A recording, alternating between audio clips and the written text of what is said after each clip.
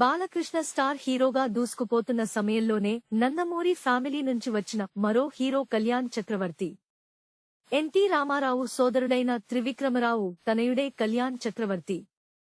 కాస్త బక్క పల్చగా సాఫ్ట్ గా కనిపించే కళ్యాణ్ చక్రవర్తి 1980లలో హీరోగా, క్యారెక్టర్ ఆర్టిస్టుగా కొన్ని సినిమాలు చేశారు.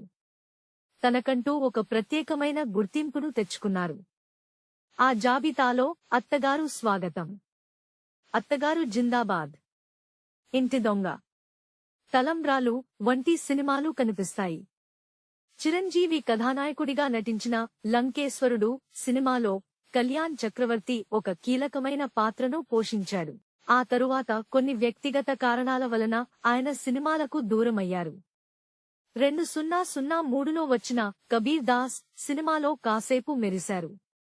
అయితే ఒక పవర్ఫుల్ పాత్రతో ఆయన ఇప్పుడు ఛాంపియన్ సినిమాతో ప్రేక్షకుల ముందుకు రానున్నాడు. ఒక రకంగా 36 ఏళ్ల తరువాత ఆయన రీ ఎంట్రీగా చెప్పుకోవచ్చు. రోషన్, అనస్వర రాజన్ జంటగా నటించిన ఈ సినిమాలో రాజిరెడ్డి అనే కీలకమైన పాత్రలో కళ్యాణ్ చక్రవర్తి నటించారు.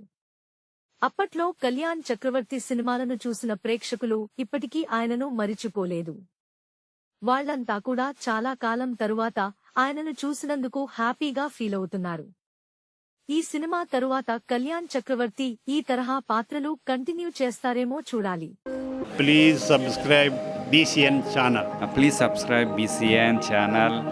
ఇందులో మీకు కావాల్సిన అన్ని రకాల హంగులు ఉంటాయి. Hi, this is MM Sri Lanka. Please subscribe to BCN channel.